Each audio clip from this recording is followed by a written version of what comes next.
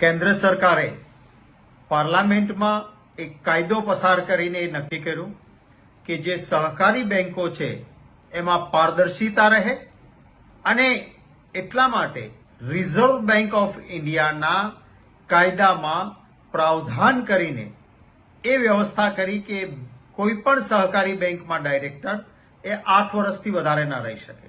એ પછી સુધારો કરીને 10 વર્ષનો કાર્યકાળ કરવામાં આવ્યો.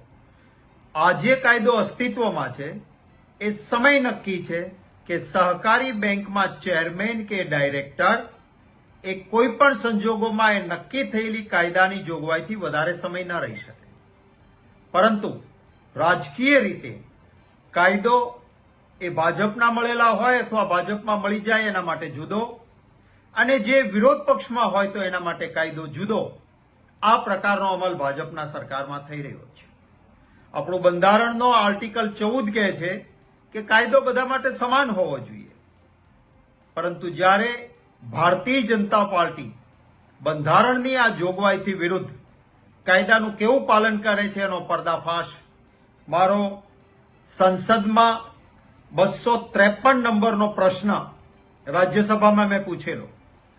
ગુજરાતની જ માહિતી માંગી મેં કે ગુજરાતની સહકારી બેંકોમાં કેટલા ડાયરેક્ટરો કાયદાની જોગવાઈથી વધારે સમયથી કાર્યરત છે અને એમને એમના પદ પરથી દૂર કેટલાને નથી કર્યા.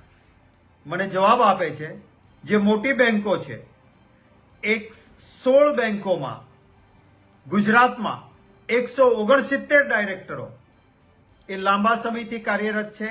કાયદાની જોગવાઈ મુજબ એમને દૂર કરાવવા જોઈએ, પણ એમના માટે કાયદો લાગુ પડ્યો નથી.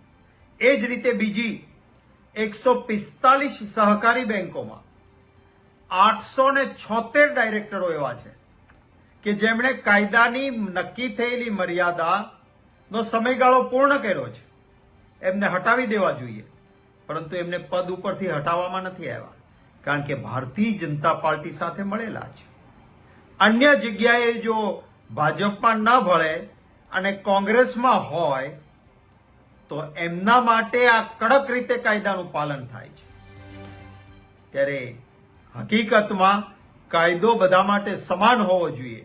હું માંગ કરી છે મેં કે રિઝર્વ બેંક ઓફ ઇન્ડિયા અને સરકાર આ મને આપેલા જવાબમાં સ્પષ્ટ છે કે બંનેની જવાબદારી છે કે પરામર્શ કરીને કાયદાનું પાલન થવું જોઈએ. માનનીય અમિતભાઈ શાહ ભારત સરકારમાં સહકાર મંત્રી છે, અને જ્યારે પોતે સહકાર મંત્રી છે ત્યારે એમની વિશેષ જવાબદારી થાય છે કે કાયદાનું પાલન થવું જોઈએ.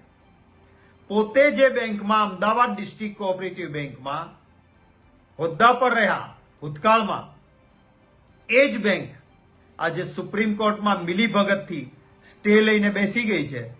બંને મોસાળ લગનને માં પીરસણે જેવું ચલાવે છે.